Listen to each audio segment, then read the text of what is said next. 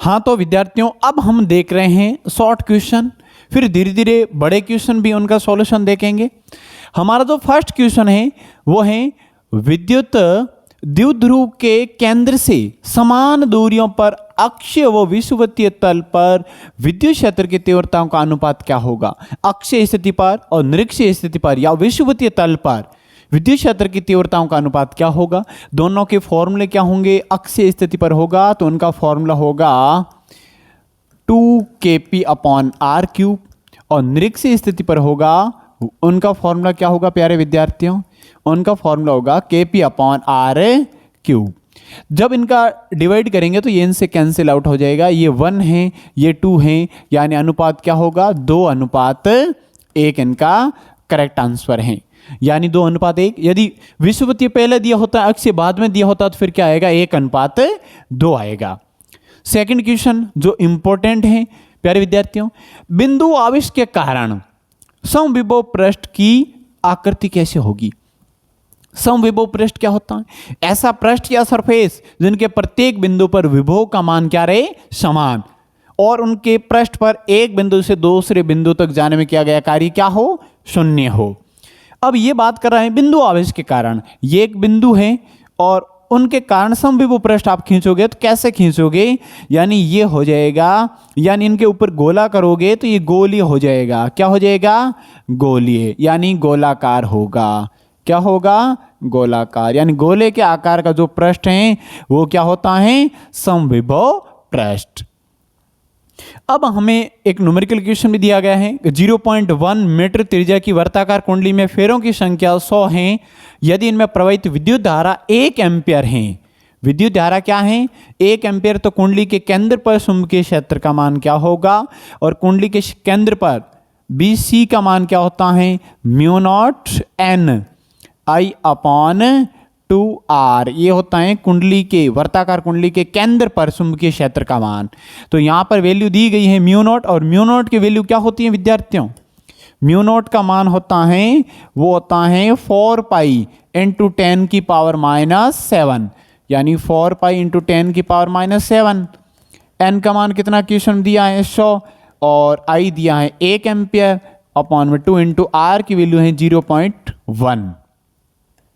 तो ये इनसे कैंसिल आउट हो जाएगा, यानी आएगा 2 पाई इंटू 10⁻⁻7 और ये 10⁻2 है, ये पॉइंट हटाओगे ऊपर एक और जीरो लगा लो यानी 3 कर लो और ये बनेगा यहाँ पर 2 इंटू पाई की वैल्यू रख लो 3.14 इंटू 10⁻, ये हो जाएगी -4 टेस्ला।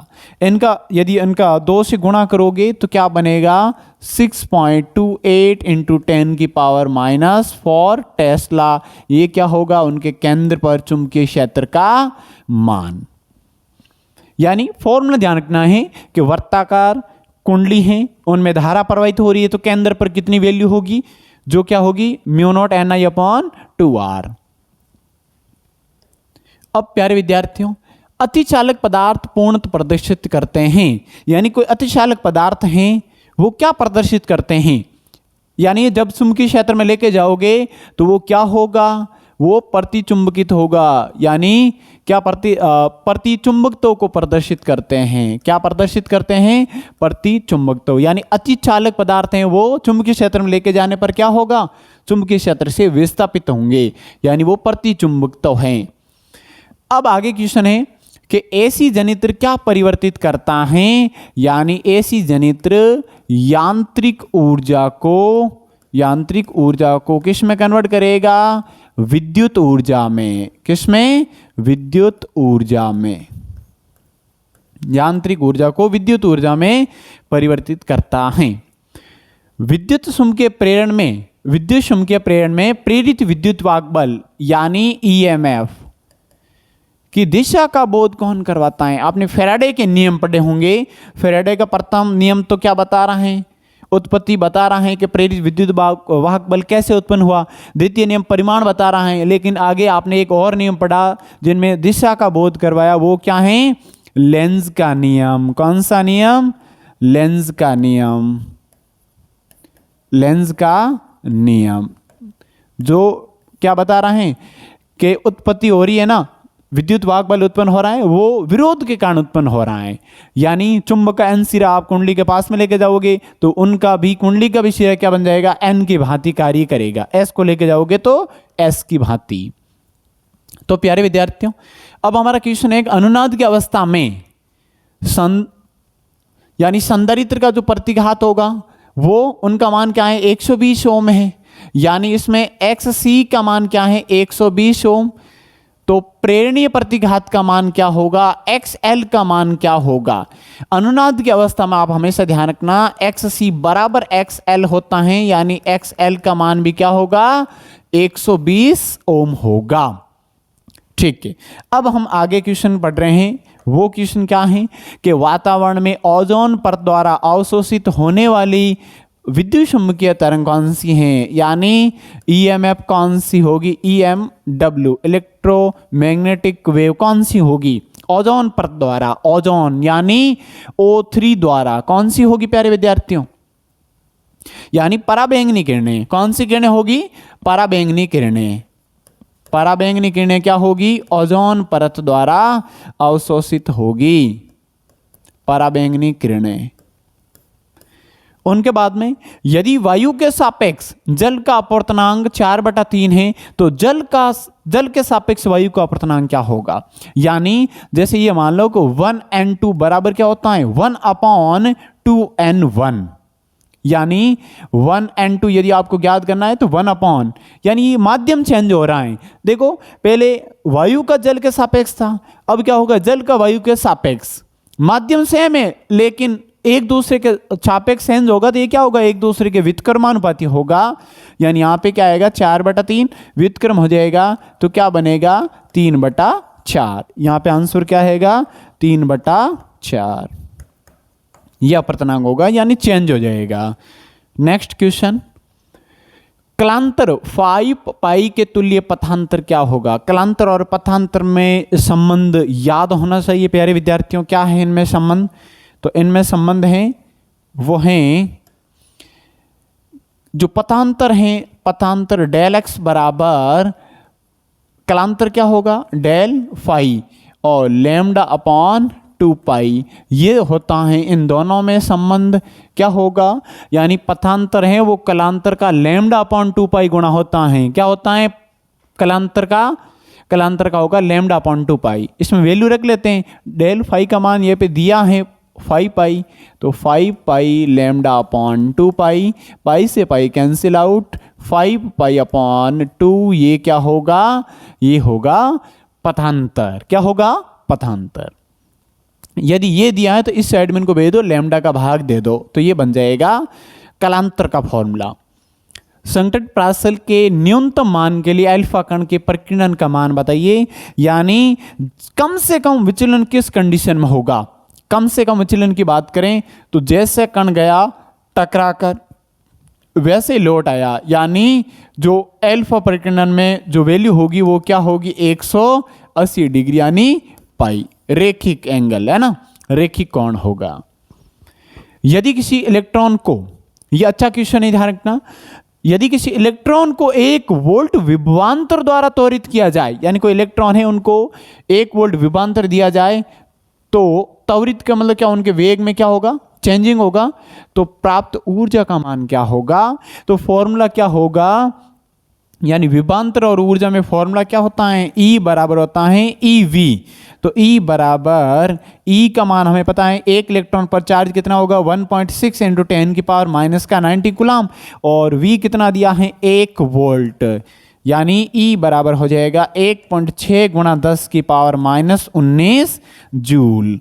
यह हो जाएगा ऊर्जा का मान। अब हम देखते हैं नेक्स्ट क्वेश्चन। और दो नाभिकों की त्रिज्याओं का अनुपात 1:2 है, इनकी द्रव्यमान संख्याओं का अनुपात क्या होगा। फॉर्मूला क्या है, R बराबर R0 A⁻1/3। त्रिज्याओं का अनुपात पूछा गया है, इनको R1 दे दो, इनको 1 दे दो, R2 बराबर R0 A2⁻1/3। जब इनको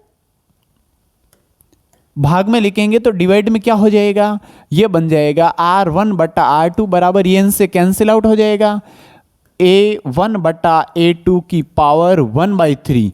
जब आप क्या आपको क्या पूछा गया है? आपको पूछा गया है उनका अनुपात, इनकी द्रव्यमान संख्याओं का अनुपात पूछा गया है A1 A2।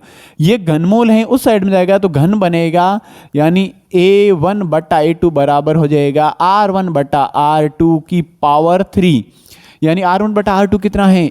1:2, यानी 1/2 उनकी पावर 3, 1/8। 1 का घन 1, 2 का कितना होगा 8, यानी 1:8 होगा। क्या होगा?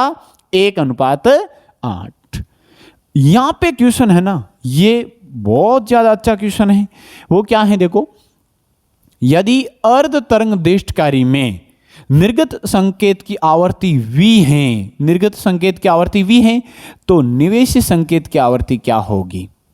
दो बातें आपको बता रहा हूं, विशेष ध्यान रखना कि अर्ध तरंग की बात करें, जब अर्ध तरंग की बात करें, जितना निवेशी होगा, निवेशी आवर्ती जितनी होगी, निवेशी आवर्ती बराबर निर्गत आवर्ती, बराबर निर्गत आवर्ती।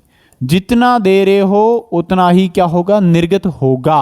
अब ऐसा मत सोचना कि तरंग, यानी वो तरंग आदि प्राप्त होती हैं, वो बात नहीं है। बात यहां पे हो रही है आवर्ती की। तो आवर्ती अर्ध तरंग देशकारी में ये आप कॉन्सेप्ट ध्यान रखना, निवेशी आवर्ती और निर्गत आवर्ती बराबर होती हैं।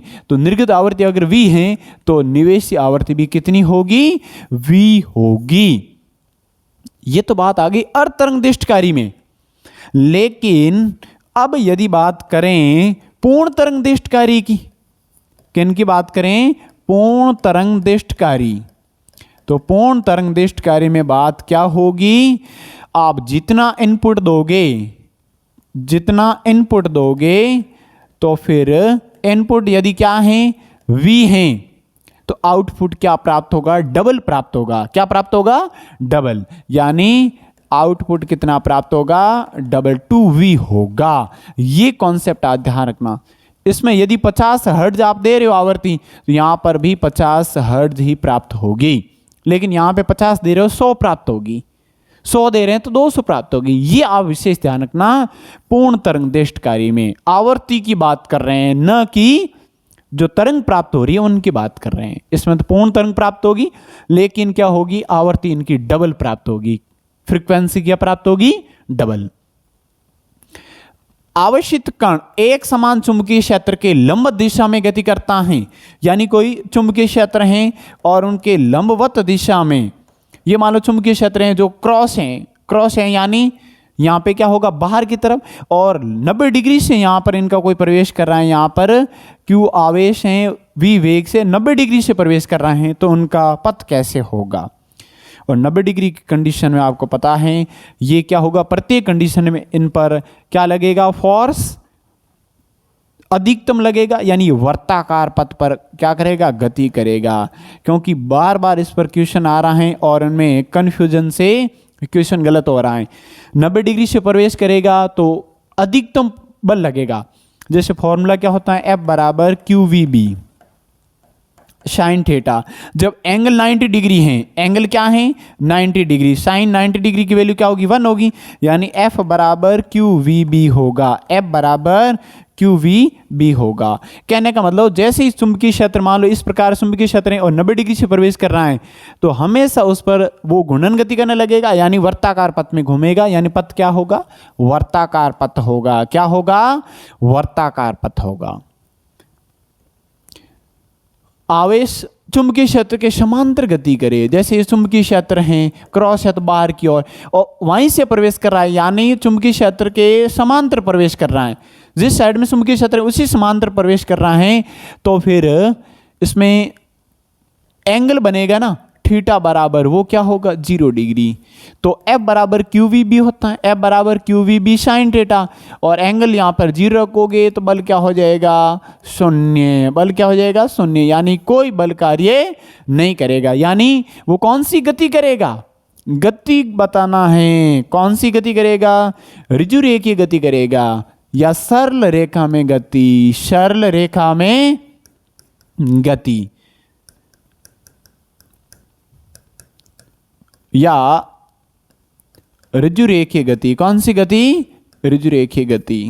यानी एकदम सीधी रेखा में गति करेगा क्योंकि उस पर कोई भी फोर्स कार्य नहीं करेगा। और ये बात है वो क्या है, चुंबकीय क्षेत्र जब आवेश चुंबकीय क्षेत्र में v वेग से इतने एंगल पर प्रवेश करे, यानी 0 डिग्री से अधिक 90 डिग्री से कम पर प्रवेश करता है, जैसे ये चुंबकीय क्षेत्र हैं और उस चुंबकीय क्षेत्र के क्या हैं, मान लो थीटा कोण पर, कितने कोण पर, थीटा कोण पर, थीटा कोण पर यहाँ पर कोई आवेश प्रवेश कर रहा है, ठीक है ना, ऐसे थीटा कोण पर क्यों आवेश प्रवेश कर रहा है, तो वो कौन सी गति करेगा, इस प्रकार से गति करेगा वो, यानी इसको क्या बोलेंगे, ये वर्ताकार भी होगी और आगे भी चूड़ी अंतराल के रूप में आगे भी होगी, वो कौन सी गति होगी, कुंडलिनी गति। कौन सी गति, कुंडलिनी गति करेगी। और कुंडलिनी यानी सर्पिलाकार, इनको सर्पिलाकार भी कह सकते हैं, कुंडलिनी आए तो भी ठीक या सर्पिलाकार आए तो भी ठीक। ये पॉइंट 3 अच्छे से ध्यान रखना, इन पर छोटा क्वेश्चन बनेगा। तो प्यारे विद्यार्थियों, होपफुली आपको समझ में आ रहा होगा और अच्छे से रिवीजन हो रहा है। प्रकाश तरंगों की अनुप्रस्थ प्रकृति होने की पहचान कौन करता है? ऐसी कौन सी घटना है जो बता रहा है कि प्रकाश तरंगें क्या हैं, अनुप्रस्थ हैं। कौन सी हैं, अनुप्रस्थ। तो ये 10वें चैप्टर का है प्यारे विद्यार्थियों, और अनुप्रस्थ की पहचान करने वाला यहाँ पर कौन होगा, कौन सी घटना होगी, वो होगी ध्रुवण। कौन सी होगी, ध्रुवण। ध्रुवण घटना है जो प्रकाश के अनुप्रस्थ प्रकृति, यानी जैसे पोलेराइड, 2 पोलेराइड रखे गए हैं, एक ध्रुवक हैं एक विश्लेषक हैं, जब प्रकाश तरंगें अध्रुवित प्रकाश जो उन पर आपतित होगी तो वो अपने में से, यानी जो समांतर हैं या लंबवत हैं, उन कण में से एक कण को गुजरने देगा, फिर दूसरा और पोलेराइड है वो क्या करेगा, उनको निश्चित डायरेक्शन क्या करेगा, देगा। वो घटना क्या होगी, ध्रुवण होगी। तो ध्रुवण क्या करता है, ध्रुवण क्या बताता है, अनुप्रस्थ प्रकृति को, अनुप्रस्थ प्रकृति को। और वैज्ञानिक, कौन सा वैज्ञानिक है जो अनुप्रस्थ तरंगों की प्रकृति को बताया, वो है हाइगेंस। कौन सा है, हाइगेंस। चलो अब आगे समझते हैं और कि किसी बैटरी का ईएमएफ 6 वोल्ट और आंतरिक प्रतिरोध 0.3 ओम है, बैटरी से प्राप्त अधिकतम धारा क्या होगी, तो E बराबर फॉर्मूला होता है V plus I R, small R होगा क्योंकि ये आंतरिक प्रतिरोध है, तो ये फॉर्मूला क्या होगा, ये E होगा ईएमएफ, क्या होगा ईएमएफ, ये V होगा टर्मिनल वोल्टता। कौन सी वोल्टता, टर्मिनल वोल्टता होगी प्यारे विद्यार्थियों। और आई आर क्या होगा, विभवपात। क्या होगा, विभवपात या विभव पतन, विभव पतन। अब इनसे आप और क्या निकाल सकते हैं फॉर्मूला, ई बराबर क्या हो जाएगा, ये ओम के नियम से, टर्मिनल वोल्टता ओम के नियम से प्राप्त होगी, तो वो वहां पर क्या लिखोगे, I R plus I are. तो ई बराबर क्या बनेगा, आई कॉमन आ रहा है, आर प्लस आर, आपको क्या करना है, अधिकतम धारा ज्ञात करनी है, तो आई बराबर फॉर्मूला होता है ई बटा आर प्लस आर। लेकिन आपको पता है कि अधिकतम धारा के कंडीशन में बाह्य प्रतिरोध नहीं होगा, कोई बाह्य बाधा उत्पन्न नहीं होगा, यानी ये 0 हो जाएगा। तो आई बराबर ई कितना दिया है, ई दिया है 6 वोल्ट और बट्टा में 0 प्लस, क्योंकि ये आर बराबर क्या होगा, 0 ओम होगा। अधिकतम धारा की कंडीशन में धारा क्या होगी, मैक्सिमम, उस कंडीशन में बाह्य प्रतिरोध 0 होगा, आंतरिक प्रतिरोध कितना दिया गया है 0.3। आई बराबर 6/0.3 होगा, ये पॉइंट हटाओ, ऊपर 0 लगा लो, ये इनसे कटेगा। आई बराबर क्या आएगा, 20 एम्पियर। कितना, 20 एम्पियर। एक कूलाम के 2 बिंदु आवेश वायु में परस्पर 1 मीटर दूरी पर स्थित हैं, यानी एक कूलाम के आवेश हैं, एक कूलाम के आवेश हैं, 1 मीटर की दूरी पर रखा है, आर का मान भी 1 है। तो आवेशों के मध्य प्रतिकर्षण बल का मान बताइए, प्रतिकर्षण बल क्या होगा, तो कूलाम का नियम है के Q1 Q2 बटा आर स्क्वेयर। के का मान है 9 × 10 की पावर 9, ये 1, ये भी 1, अपॉन में भी 1 का स्क्वायर, यानी F बराबर क्या आ जाएगा, F बराबर आ जाएगा 9 × 10 की पावर 9 न्यूटन, 9 × 10 की पावर 9 न्यूटन। ये होगा प्रतिकर्षण बल, क्योंकि दोनों समान प्रकृति के आवेश हैं तो क्या होगा, प्रतिकर्षण होगा। चलो, एमीटर में इकाई धारा से प्राप्त विक्षेप, यानी जो एमीटर हैं, एमीटर उनमें अल्प मान की धारा यानी I बराबर 1 एम्पियर की धारा यदि मैं प्रवाहित करूं तो फिर विक्षेप, प्राप्त विक्षेप होगा, उसको क्या बोलेंगे, उनको बोलेंगे धारा सुग्राहिता। क्या बोलेंगे, धारा सुग्राहिता। क्या बोलेंगे, धारा सुग्राहिता। क्योंकि फॉर्मूला क्या बनेगा इनका बनेगा फाई अपॉन आई। आई का मान यदि 1 है तो क्या प्राप्त होगा, फाई। धारा सुग्राहिता यानी फाई के बराबर प्राप्त होगी। यदि किसी पदार्थ की चुंबकीय प्रवृत्ति बहुत उच्च एवं धनात्मक है तो वो कौन सा पदार्थ होगा। यानी चुंबकीय प्रवृत्ति क्या है, चुंबकीय प्रवृत्ति क्या है प्यारे विद्यार्थियों, अधिक हैं और धनात्मक हैं। यहां पे मैं और एक बातें आपको बता रहा हूं, वो क्या है, देखें इधर, ये बातें देखो, यानी उन तीनों देखो, जैसे अनुचुंबकीय, लोह चुंबकीय और प्रतिचुंबकीय, तीनों की बात मैं साथ में कर रहा हूं तो क्या होगा। देखो, यदि अनुचुंबकीय है, लोह चुंबकीय है और प्रतिचुंबकीय, इनमें से छोटा क्वेश्चन पक्का है, प्रवृत्ति पर पूछेगा। अल्प और धनात्मक है तो वो अनुचुंबकीय है। देखो, अनुचुंबकीय यानी जब किसी ऐसा पदार्थ जो चुंबकीय क्षेत्र में लेके जाएंगे तो वो अल्प रूप से क्या होगा, आकर्षित होगा, तो वो होगा अनुचुंबकीय। अल्प धनात्मक होता है, अल्प और धनात्मक, अल्प और धनात्मक होगा तो वो अनुचुंबकीय होगा। लोह चुंबकीय में क्या होगा, उच्च और धनात्मक।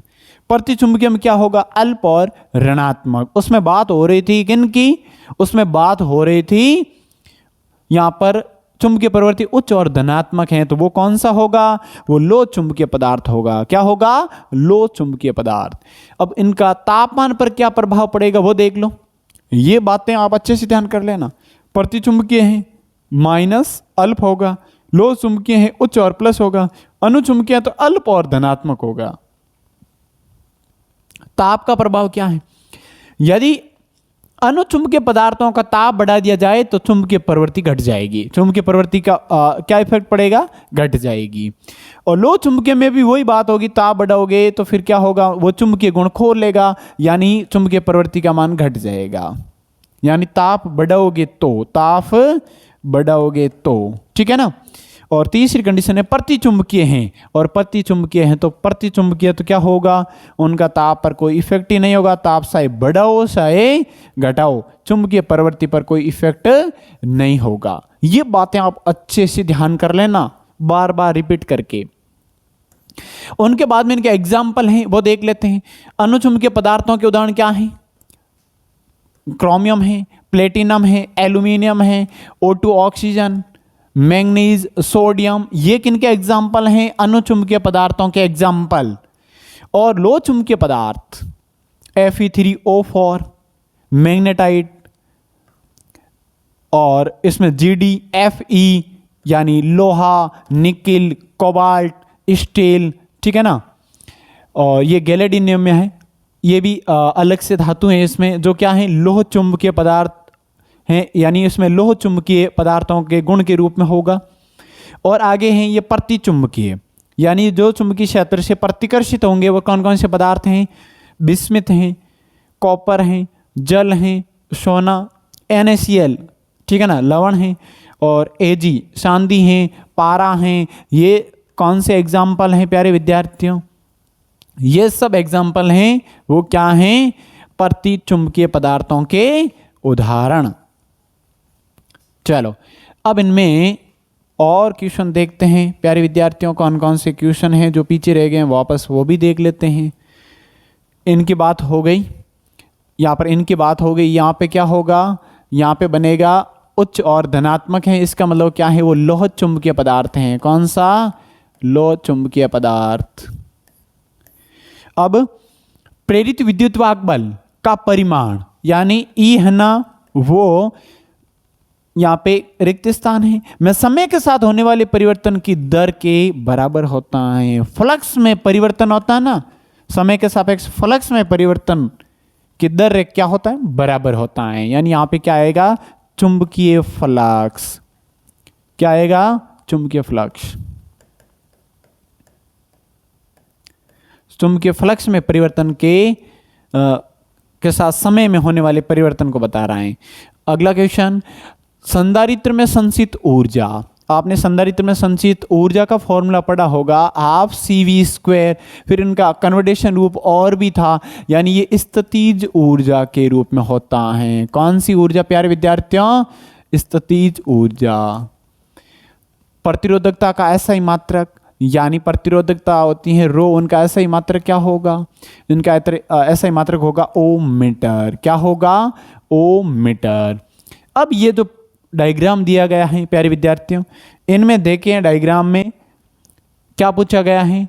एमीटर जो दिखाई दे रहा है एमीटर, इसमें एमीटर का पाठ्यांक बताना है। क्या बताना है? एमीटर का पाठ्यांक। तो आप देखें तो ये एक प्रकार से व्हाइटस्टोन ब्रिज के देखो उनके प्रकार का दिखाई दे रहा है, यानी यहां पर संतुलन की अवस्था में है।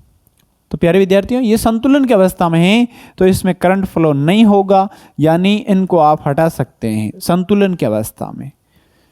एमीटर का पाठ्यांक पूछा गया है, ठीक है ना, कि पाठ्यांक क्या होगा। तो अब इसमें संतुलन की अवस्था में और R कितना दिया है, आप R ज्ञात करोगे क्योंकि सभी समान है, तो R होगा 5 ओम। R कितना है? 5 ओम। V कितना दिया गया है? V दिया है 2 वोल्ट, 2 वोल्ट दिया गया है, R दिया गया है। V बराबर IR होता है। इसमें एमीटर का पाठ्यांक या धारा करंट पूछा गया है, तो क्या होगा? I बराबर V/R, यानी V कितना है? V है 2 और R है 5, और ये क्या आएगा? एम्पियर। I का मान क्या आ गया? 2/5 एम्पियर। ये होगा। ये ब्रिज यदि संतुलन अवस्था में है, इन पर इक्वेशन बनेगा। संतुलन अवस्था में है तो फिर आपको क्या ज्ञात करना है? इसमें करंट फ्लो ज्ञात करना है। तो संतुलन की अवस्था में करंट इन दोनों सिरों से ही चलेगा, इनमें करंट क्या होगा? फ्लो नहीं होगा, कोई विक्षेप नहीं होगा। यहां पे मान लो एमीटर लगा हुआ है, उसका पाठ्यांक, ठीक है ना। अगला क्वेश्चन है, यदि व्हाइटस्टोन ब्रिज संतुलन अवस्था में है तो अज्ञात प्रतिरोध का मान ज्ञात करें। यहाँ पे संतुलन अवस्था में है तो बात कर रहे हैं इनका मान क्या होगा। तो फॉर्मूला होता है P/Q बराबर R/H। P कितना है? 5, Q कितना है? Q भी 5, और यहाँ पर R कितना है? 18, और S यहाँ पर आपको ज्ञात करना है, ये इनसे कटेगा तो S का मान क्या आएगा? S का मान भी आएगा 18। अज्ञात प्रतिरोध ज्ञात करना है तो यहां पर S का मान क्या आएगा? 18 ही आएगा। यानी संतुलन अवस्था में है तभी बात कर रहे हैं। A व B के मध्य तुल्य धारिता क्या होगी? इन डायग्राम में देखें तो आप देखें ये इनका कितना गुना है? डबल है। तो ये इनका कितना गुना है? डबल है। इसका मतलब ये ब्रिज भी संतुलन अवस्था में है। इनको क्या करें? इनको कट कर लें, ठीक है ना।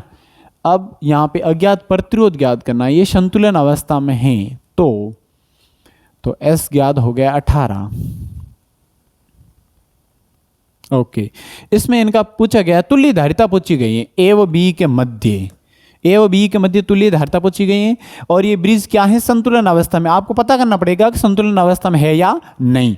तो ये P और Q, R और S देखें संतुलन अवस्था में 1/2 1/2 बराबर आएंगे, 1/2 बराबर 1/2। ये ब्रिज संतुलन अवस्था में है तो ये वाला आप हटा सकते हैं क्योंकि इनमें से क्या होगा? करंट फ्लो नहीं होगा। अब यहाँ पर धारिता देखें तो ये दोनों क्या हैं? अब नाम दे दो, क्या हैं ये? C1 C2 C3 C4। तो C1 व C2 क्या है? श्रेणी क्रम में। किस में है? श्रेणी क्रम में। श्रेणी क्रम में है तो फॉर्मूला क्या होता है? 1/C' बराबर 1/C1 प्लस 1/C2। तो C' का फॉर्मूला क्या होगा? इनका मान कितना होगा? 3 + 1/6, यानी ये बनेगा 2 + 1/6 यानी 3/6, यानी टोटल C' की वैल्यू क्या आएगी? इनसे कटेगी, ये होगी 2 माइक्रोफैरड। क्या होगी? 2 माइक्रोफैरड। इन दोनों को जोड़ा तो हमें ये प्राप्त हुआ। C" की बात करें, C" इनका डायरेक्ट ही ज्ञात कर लेते हैं। फॉर्मूला क्या होगा? गुणन के रूप में, यानी ये हो जाएगा C3 C4 बटा C3 प्लस C4, यानी डायरेक्ट इनके अकॉर्डिंग रखा वज्र गुणनखंड करके डायरेक्ट ज्ञात कर रहे हैं। तो ये कितना हो जाएगा? 4 × 8 बट्टा में 4 + 8, यानी 32/12, यानी ये कितना बनेगा? 16 और ये हो जाएगा 6 और कैंसिल आउट 8 और 3, यानी सी डबल डैश की वैल्यू क्या आ रही है 8/3 माइक्रोफेरेड। ये नहीं सी डबल डैश और सी डैश की वैल्यू आ गई। अब आप यहाँ पे क्या करेंगे, अब आप फाइंड करेंगे इन दोनों को किस में जोड़ेंगे, ये और इन दोनों को जोड़ा श्रेणी क्रम में, इन दोनों को जोड़ा श्रेणी क्रम में, फिर वो दोनों आ जाएंगे। सी डैश और सी डबल डैश समांतर क्रम में हैं और समांतर क्रम में फॉर्मूला क्या होता है प्यारे विद्यार्थियों, समांतर क्रम में फॉर्मूला होता है सी बराबर C dash plus C double dash, यानी 2 + 8/3, 2 + 8/3, यानी ये फाइनल बनेगा वो क्या बनेगा 6 + अपॉन में 1 कर लो, वजीर गुणनखंड कर लो और अपॉन में 3, यानी ये हमारा जो टोटल फाइनल फॉर्मूला प्राप्त हुआ वो ये प्राप्त हुआ, यानी ए व बी के मध्य कुल तुल्य धारिता है वो क्या है, ये है धारिता। नेक्स्ट क्वेश्चन क्या है प्यारे विद्यार्थियों, आवेशित गोलीय कोश के भीतर विद्युत विभव की दूरी पर निर्भरता क्या होगी। बहुत शानदार क्वेश्चन है, तो इनको भी देखते हैं क्या है। तो इनमें क्वेश्चन है प्यारे विद्यार्थियों, तो ये फॉर्मूला इनमें कौन सा होगा वो देखें। तो E बराबर होता है dV/dr, E बराबर क्या होता है dV/dr। तो E क्या होगा भाई, गोलीय कोश है तो उसके अंदर क्या होगा, E 0 होगा, उसके अंदर क्या होगा E इन क्या होगा 0, यहां पे आप 0 रखोगे तो क्या होगा dV/dr, और dr का इस साइड में गुणा करोगे तो dV बराबर क्या बनेगा 0 बनेगा, dV बराबर क्या बनेगा 0। अब यहां पर पूछा क्या गया है, विद्युत विभव की दूरी पर निर्भरता, यानी विभव क्या होगा जब इनका समाकलन करोगे आप dV बराबर और 0 का करोगे, V के सापेक्ष मान लो, चलो कैसे भी करो, तो यहां पर dV का तो बन जाएगा V और ये 0 का होगा नियत होता है, क्या होता है 0 का समाकलन नियत या कांस्टेंट होता है, क्योंकि इनका 0 का 0 होगा और प्लस C करोगे तो वे क्या है कांस्टेंट है। तो V क्या रहेगा नियत रहेगा, यानी विभव नियत रहेगा, क्योंकि E 0 है तो विभव 0 नहीं होगा, ये ध्यान रखना, विभव 0 नहीं होगा नियत होगा। एमीटर देखो, गैल्वेनोमीटर को एमीटर में कैसे रूपांतरित करेंगे और गैल्वेनोमीटर को वोल्टमीटर में कैसे रूपांतरित करेंगे, ये दोनों क्वेश्चन, ये क्वेश्चन हमने इनका सॉल्यूशन अभी तो हमने समझा था।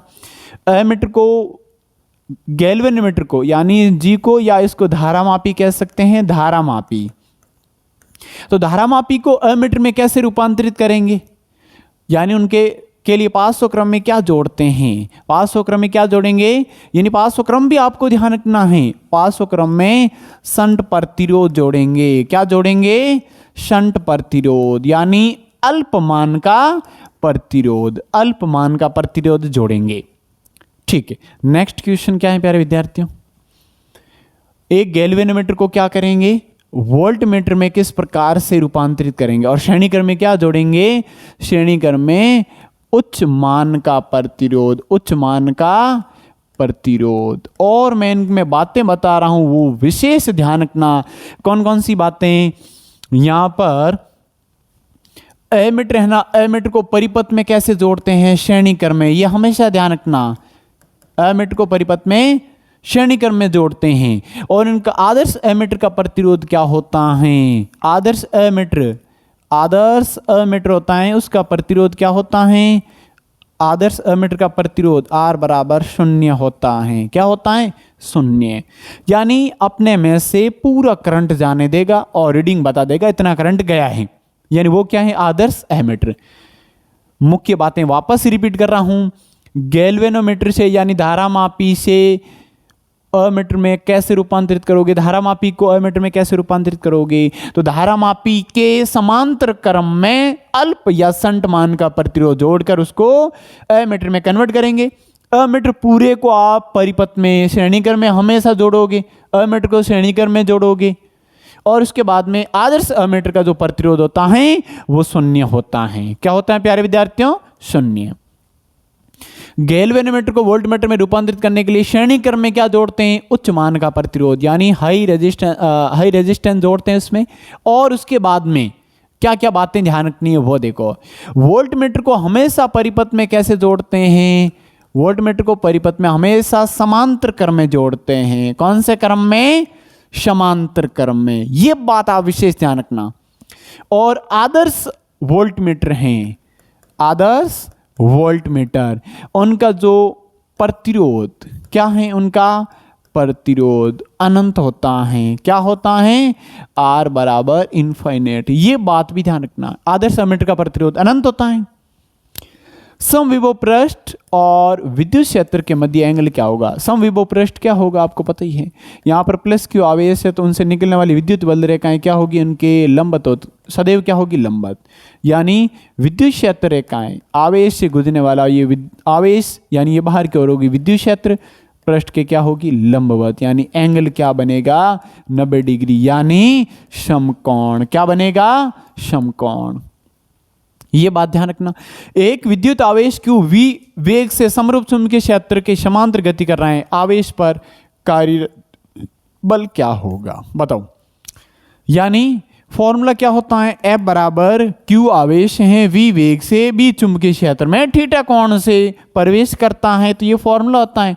जब समांतर प्रवेश करता है तो थीटा का मान 0 होगा, 0 यहां पर अप्लाई करेंगे तो F बराबर टोटल 0 हो जाएगा, यानी 0 होगा। क्या होगा? 0। ये बात भी ध्यान रखना। चुंबकीय द्विध्रुव को घुमाने में किया गया कार्य अर्थात स्थितिज ऊर्जा क्या होगी? चुंबकीय द्विध्रुव की एनर्जी क्या होगी? U बराबर -mb cos theta, -mb cos theta. ये होगी चुंबकीय द्विध्रुव के कारण स्थितिज ऊर्जा। और विद्युत की बात की जाए तो U बराबर -pe cos theta, -pe cos theta. ये ध्यान रखना। जब आवेशित कण एक समान चुंबकीय क्षेत्र के लंब दिशा में गति करता है तो कण का पथ क्या होगा? ये आपको पता ही है, रिपीट हो गया, ये वर्ताकार होगा। क्या होगा? वर्ताकार। अन्योन्य प्रेरण के सिद्धांत पर कौन सा उपकरण कार्य करता है?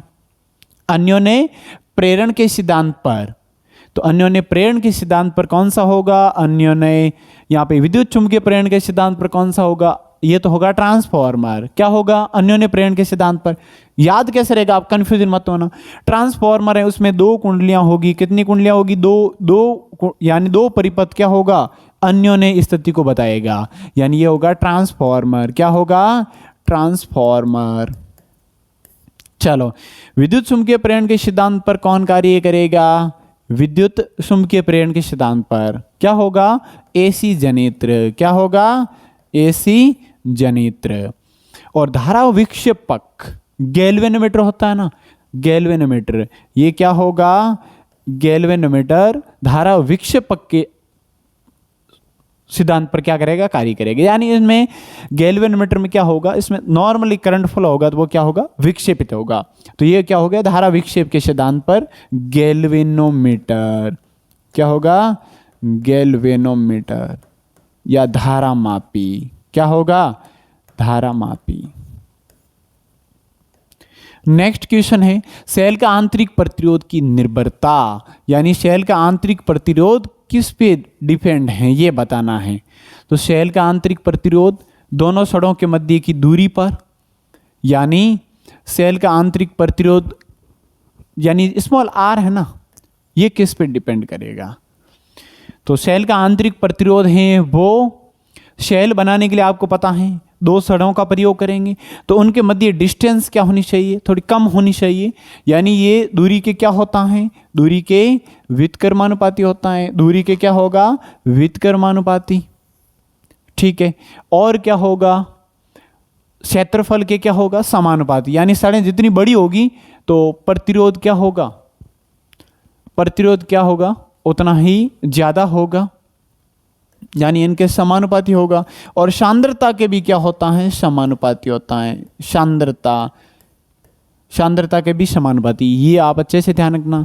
यदि व्हाइटस्टोन ब्रिज के प्रयोग में, यदि व्हाइटस्टोन ब्रिज के प्रयोग में यानी जी वो सेल के स्थान यानी सेल ई के स्थान परस्पर यदि परिवर्तित किया जाए, अच्छा क्वेश्चन है, ध्यान रखना, इंपॉर्टेंट क्वेश्चन भी है। जी व सेल के स्थान परस्पर बदल दिए जाए तो संतुलन बिंदु क्या होगा? क्या संतुलन बिंदु चेंज होगा? व्हाइटस्टोन ब्रिज में जी व ई के स्थान परिवर्तित कर दिए जाए तो संतुलित बिंदु क्या होगा, वही रहेंगे। क्या रहेंगे, वही रहेंगे, यानी कोई परिवर्तन नहीं होगा, कोई परिवर्तन नहीं होगा, ये ध्यान रखना। यदि ऐसी परिपथ में केवल शुद्ध प्रतिरोध जुड़ा हुआ है, यदि ऐसी परिपथ में केवल शुद्ध प्रतिरोध जुड़ा है, यानी आपने सर्किट बनाया जिसमें केवल शुद्ध प्रतिरोध जुड़ा हुआ है, केवल आर जुड़ा हुआ है, तो आई व वी का कलांतर क्या होगा भाई, कलांतर क्या हो जाएगा, फाई बराबर यानी शून्य होगा। क्या होगा, शून्य। कलांतर क्या होगा, शून्य। और केवल शुद्ध प्रतिरोध है तो फाई बराबर 0 होगा। और शक्ति गुणांक क्या होगा प्यारे विद्यार्थियों, ये बताओ। शक्ति गुणांक, शक्ति गुणांक क्या होता है, V R M S I R M S cos phi. यदि मैं फाई का मान यहाँ पे 0 डिग्री रखूं, 0 डिग्री, तो फिर क्या होगा, वी आर एम एस और आई आर एम एस, ये शक्ति गुणांक होगा। कॉस फाई का मान, सॉरी यहाँ पर शक्ति, औसत शक्ति ये होगी, औसत शक्ति ये होगी, लेकिन शक्ति गुणांक की बात करें तो वो होता है कॉस फाई। कॉस फाई का मान क्या आएगा, फाई की वैल्यू यहाँ पे रखोगे 0, तो ये कॉस 0 का मान 1 आएगा, यानी शक्ति गुणांक 1 है। कॉस फाई को क्या बोलते हैं, इनको बोलते हैं शक्ति गुणांक। क्या बोलते हैं, शक्ति गुणांक। अब उनके बाद में यदि ऐसी परिपथ में केवल शुद्ध संधारित्र जुड़ा हुआ है, शुद्ध संधारित्र जुड़ा हुआ है, उस कंडीशन में क्या होगा, आई है ना V से π/2 पसगामी होगा। ये आप अच्छे से ध्यान रखना, यहां पर भूलना नहीं है। संधारित्र है तो आई क्या होगा, V से 90 डिग्री, 90 डिग्री क्या होगा, पसगामी। क्या होगा, पसगामी, यानी पीछे रहेगा। 90 डिग्री पीछे कौन होगी, करंट 90 डिग्री पीछे होगा। या फिर आप ये भी कह सकते हैं V है ना I से π/2 क्या होगा, अग्रगामी। क्या होगा, अग्रगामी, यानी आगे होगा। ठीक है ना, यानी करंट पीछे रहेगा और वोल्टेज क्या रहेगा, आगे रहेगा, और 90 डिग्री रहेगा। अब 90 डिग्री की बात करें तो फिर कॉस शक्ति क्या होगी, पहले वो याद करें। तो यहां पर आपको पता है V RMS I R M S और कॉस फाई है, तो फाई की वैल्यू आप 90 डिग्री रखोगे, 90 रखोगे तो फिर क्या बनेगा, P बराबर 0 होगा, यानी औसत शक्ति क्या होगी, औसत शक्ति 0 होगी। कॉस फाई का मान आप देखें, फाई की वैल्यू रखें 90 डिग्री तो अभी आ जाएगा 0, यानी क्या हो जाएगी, शक्ति गुणांक क्या होगा, शक्ति गुणांक 0 होगा। क्या होगा, 0 होगा। इसमें बातें आ रही हैं, एक तो कि केवल ऐसी परिपथ में शुद्ध संधारित्र जुड़ा है तो आई V से पसगामी होगा, आई पीछे रहेगा, V आगे रहेगा, यानी पसगामी होगा। या V I से क्या होगा, 90 डिग्री आगे रहेगा और शक्ति गुणांक 0 हो जाएगा, और औसत शक्ति भी क्या होगी, 0 होगी। ये ध्यान रखना। एक अवतल दर्पण की वक्रता त्रिज्या 24 सेंटीमीटर है, तो इनकी फोकस दूरी क्या होगी, R बराबर क्या होता है 2F, तो F बराबर क्या हो जाएगा, R/2, यानी 24/2 कितना होगा, 12 सेंटीमीटर क्या होगा इनका करेक्ट आंसर। अर्धचालकों की प्रतिरोधकता ताप वृद्धि होने पर क्या होती है, घटती है। क्या होती है, घटती है। अगला क्वेश्चन, किसी सेल की प्लेटों के बीच प्रसालन विभवांतर को क्या बोलते हैं, विद्युत वाहक बल। क्या बोलते हैं, विद्युत वाहक बल। विद्युत वाहक बल यानी EMF। क्या होता है, EMF इलेक्ट्रोमोटिव फोर्स। किसी तार का ताप 1 डिग्री सेल्सियस, किसी तार का ताप 1 डिग्री सेल्सियस बढ़ाने पर तार के प्रतिरोध में हुई वृद्धि को क्या बोलेंगे, प्रतिरोध ताप गुणांक। ये भी अच्छा क्वेश्चन है, ध्यान रखना। प्रतिरोध ताप गुणांक एल्फा कहते हैं इनको। क्या कहते हैं, प्रतिरोध ताप गुणांक एल्फा। प्रकाश तरंगों की अनुप्रस्थ प्रकृति को दर्शाने वाली घटना क्या है, अनुप्रस्थ प्रकृति, ये भी आपने पढ़ लिया होगा। ये है ध्रुवण। क्या है, ध्रुवण है। अगला क्वेश्चन, अब मैं आपको बड़े क्वेश्चन बता रहा हूं जो मोस्ट इंपॉर्टेंट है प्यारे विद्यार्थियों, जिनका आप विश्लेषण या फिर अध्ययन आप क्या करें, नोट्स के अंदर से करें। क्योंकि अब अलग अलग परिभाषा बताएंगे तो आप भी कम समय में कन्फ्यूजन होगा आपको। तो फिर आप नोट्स में से देखें, इन पर विशेष ध्यान दें। पूर्ण आंतरिक परावर्तन को परिभाषित करें, पूर्ण आंतरिक परावर्तन को परिभाषित करें। इस पर आधारित कोई एक घटना का नाम लिखें। इस पर घटना का नाम आप क्या लिखोगे, यानी TIR, टोटल जो इंटरनल रिफ्लेक्शन, वो क्या होगा प्यारे विद्यार्थियों, यानी इन घटना का नाम बताना है, वो क्या होगा, यानी प्रकाशिक तंतु हैं, हीरा हैं, ये क्या है, पूर्ण आंतरिक परावर्तन के सिद्धांत पर कार्य करता है। हाइगेंस के तरंग सिद्धांत से अपवर्तन की व्याख्या मोस्ट इंपॉर्टेंट है प्यारे विद्यार्थियों, मोस्ट इंपॉर्टेंट, ये ध्यान कर लेना। प्रकाश के ध्रुवण को परिभाषित कीजिए, यानी प्रकाश का ध्रुवण क्या है, और मेल्स के नियम का सूत्र लिखिए, ये भी ध्यान रखना है। बोर मॉडल की 2 सीमाएं लिखिए, या कमियां भी ध्यान रखना है प्यारे विद्यार्थियों, ठीक है ना। और पीएन संधि डायोड के पश्च दिशिक बायस में VI अभिलाक्षणिक वक्र, यानी करंट और वोल्टेज और करंट में क्या करना है, आपको वक्र बनाना है। प्रायोगिक व्यवस्था का परिपथ चित्र बनाना, यानी जो परिपथ चित्र है वो भी आपको साथ में बनाना है। ये भी इंपॉर्टेंट क्वेश्चन है। परिभाषा की समस्थानिक रेडियो एक्टिवता की भी परिभाषा, यानी इनके एग्जाम्पल भी ध्यान रखने, 2-3 एग्जाम्पल, इनके भी एग्जाम्पल और इनकी परिभाषाएं बहुत इंपॉर्टेंट। एक समान चुंबकीय क्षेत्र में स्थित किसी धारावाही आयताकार पास पर, यह भी अच्छा क्वेश्चन है, ध्यान रखना प्यारे विद्यार्थियों। यानी एक समान चुंबकीय क्षेत्र में धारावाही आयताकार कुंडली, उस पर बल आघूर्ण क्या होगा, टॉ का फॉर्मूला फाइंड करना है। किनका फॉर्मूला, टॉ, बल आघूर्ण, किनका चित्र, और उनका आवश्यक चित्र भी बनाना है, आयताकार कुंडली लेकर पूरा का पूरा, ठीक है ना।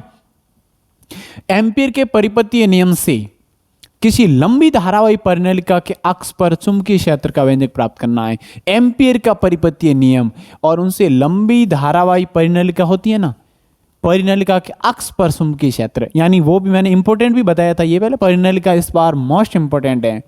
परिनलिका उनके अक्ष पर, डायग्राम भी अच्छे से आप रिवाइज करके जाएं, पहले से बनाकर तैयार करके, है ना।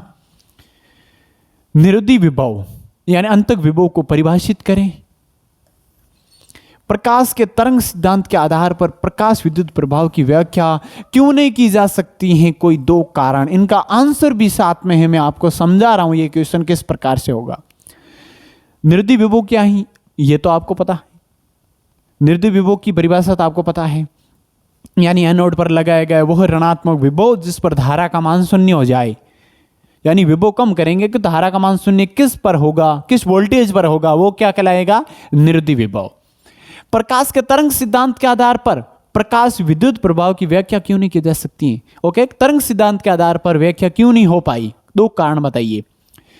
मुख्य कारण, देखो मुख्य कारण तो ये 2 हैं, देहली आवर्ती और यहां पर तत्काल उत्सर्जन, ये 2 पॉइंट है। लेकिन मैं आपको यहां पर यह बात भी समझा रहा हूं कि यह सिद्धांत प्रकाश की ऊर्जा को निरंतर मानता है, जबकि प्रभाव कण प्रकृति पर निर्भर या आधारित है।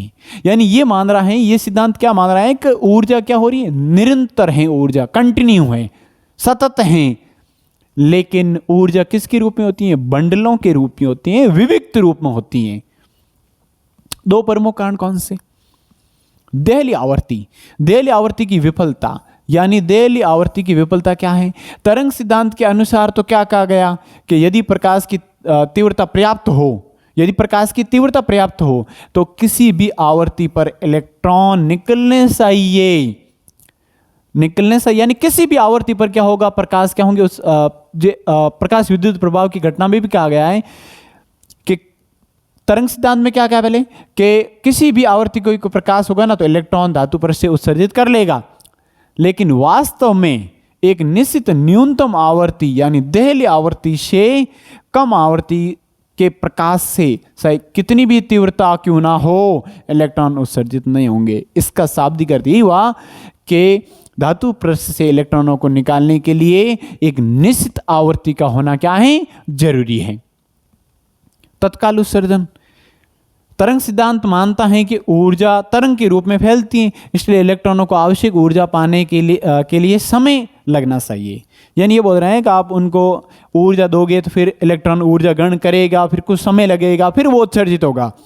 लेकिन वास्तव में प्रकाश पड़ते ही इलेक्ट्रॉन तत्काल उत्सर्जित हो जाते हैं, इसमें कोई समय अंतराल या समय व्यवस्था नहीं होती है।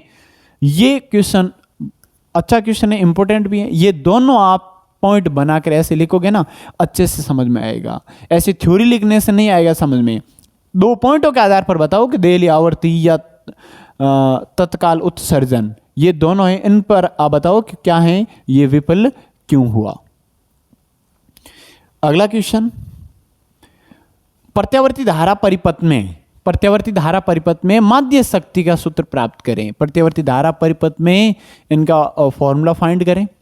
और ये न्यूमेरिकल क्वेश्चन, एक उत्साही ट्रांसफार्मर 220 वोल्ट को 2200 वोल्ट में क्या करता है, परिवर्तित करता है। यदि द्वितीय कुंडली में फेरों की संख्या क्या है, 1000 है, तो प्राथमिक कुंडली में फेरों की संख्या, उत्साही ट्रांसफार्मर का मतलब क्या हो गया, कम से ज्यादा में जाएगा। यानी पहले परिपथ में कम फेरे होंगे, फिर क्या होगा, अधिक फेरे होंगे, फेरों की संख्या बढ़ेगी, वो होगा उत्साही ट्रांसफार्मर। अब सही क्या होगा, अधिक से कम की ओर, अधिक से कम, यानी प्राथमिक में फेरों की संख्या इसमें कम है उत्साही में, द्वितीयक में क्या होगा, अधिक होगा। तो यहां पर फॉर्मूला देखे तो वो क्या होगा, VS बटा VP बराबर NH बटा NP। यानी सेकेंडरी जो परिपथ है या कोयल है उसमें क्या है, वोल्टेज कितना है, फर्स्ट में कितना है, रेशियो क्या होगा, इसमें फेरों की संख्या का रेशियो बराबर होगा। तो क्या बनेगा इसमें 2200 वोल्ट, और बट्टा में क्या हो जाए, प्राथमिक में कितना है 220 वोल्ट। यहाँ पे सेकेंडरी में कितना क्वेश्चन में दिया गया है 1000, और यहाँ पे आपको ज्ञात करना है, ये इनसे कटेगा कितनी बार, 10 बार कटेगा, और बट्टा में 1 बराबर में 1000 बट्टा NP, ये इनसे और कट जाएगा, तो ये इस साइड में गुणा कर लो, वज्र गुणनखंड NP बराबर आ जाएगा 100। यानी प्राथमिक कुंडली में फेरों की संख्या क्या होगी, 100 होगी, 100। नेक्स्ट क्वेश्चन, सिद्ध कीजिए कि एक पूरे चक्कर में संधारित्र की आपूर्ति माध्य शक्ति शून्य होती है, यानी संधारित्र जुड़ा हुआ है, तो उस कंडीशन में क्या होगी, शक्ति शून्य होगी। ये फाइंड करना आपको, कलांतर के आधार पर भी आप कर सकते हैं, या फिर आप पहले ज्ञात करें परिपथ सूत्र की सहायता से धारा के समीकरण, फिर तात्क्षणिक समीकरण की वोल्टेज की, दोनों का गुणनफल करें, क्योंकि शक्ति का फॉर्मूला ये होगा, क्या होगा, ये होगा P बराबर VI, दोनों का गुणा करोगे, फिर ये होगा उनका औसत, ठीक है ना, औसत ज्ञात करने के लिए, और फिर उनका समाकलन करोगे, टोटल 0 प्राप्त होगा। न्यूमेरिकल क्वेश्चन कर लेते हैं। 32 माइक्रोफेरेड का एक आवश्यक संधारित्र, यानी ये माइक्रोफेरेड है तो C की वैल्यू है ये 32 माइक्रोफेरेड, यानी माइक्रो यानी 32 × 10⁻⁻6 फेरेड, और संधारित्र प्रेरित्र से जुड़ा, यानी प्रेरकत्व से जुड़ा है, यानी L बराबर क्या होगा, 20 मिली हेनरी, यानी 20 मिली का मतलब 10⁻³ हेनरी। परिपथ के मुक्त दोलनों की संख्या की कोणीय आवर्ती ज्ञात कीजिए। ओमेगा बराबर फॉर्मूला होता है 1/√LC, 1/√LC, यानी ओमेगा बराबर 1/√ के अंदर L का मान कितना है 20 × 10⁻³ और C का मान है 32 × 10⁻⁻6। तो क्या बनेगा, ओमेगा बराबर बनेगा 1/√ के अंदर, रूट के अंदर क्या हो जाएगा, 32 और 2 का गुणा कर लो, 0 का अलग कर लो, तो ये हो जाएगा 64, और इंटू 10 की पावर, ये इनसे 1 कम हो जाएगी, क्योंकि -3 और -6 9 हो जाएगी, 1 कम हो जाएगी, -8 हो जाएगी, -8। अब इनको और क्या लिख सकते हैं, देखो ये 64 बार आएगा तो क्या बनेगा, 8 बनेगा, और ये क्या होगा, रूट के अंदर है, रूट के अंदर है 10⁻⁻8, इनको ऊपर लेके जाएंगे और वो रूट के अंदर ही रहेगा, तो फिर वो क्या बनेगा, पॉजिटिव, यानी 10⁻8/8। यानी जब घात माइनस में है, रूट के अंदर है, वो ऊपर उनको लेके जाएंगे तो फिर घात चेंज होगी, अब रूट से बाहर आएंगे तो घात आधी हो जाएगी, यानी 10 की पावर 4/8 ये होगा ओमेगा की वैल्यू। और आएगा इनमें, इनका मात्रक क्या बनेगा प्यारे विद्यार्थियों, इनका टोटल सॉल्व करें या फिर इतना रहने दें, और ये हो जाएगा रेडियन, क्योंकि कोणीय आवर्ती है तो रेडियन प्रति सेकेंड क्या होगा, रेडियन प्रति सेकेंड, ये होगा कोणीय आवर्ती का वैल्यू। ठीक है ना। तो होपफुली आपको इतना समझ में आ गया होगा, और ये क्लास आपके लिए बहुत ही ज़्यादा पावरफुल होगी प्यारे विद्यार्थियों, और उम्मीद करता हूँ कि आप इनको अच्छे से रिवाइज करोगे और इन्हीं क्वेश्चनों पर थोड़ा ज़्यादा ध्यान दोगे, और जो भी इसमें नामांकित चित्र हैं उनका पहले से ही अभ्यास करके जाएं, क्योंकि फिजिक्स में इनका महत्व बहुत ही ज़्यादा है। यदि न्यूमेरिकल क्वेश्चन का और एनालिसिस चाहिए तो आप कमेंट बॉक्स में बता सकते हैं, आज ही अपलोड कर लूँगा। मिलेंगे नेक्स्ट क्लास में। Thank you.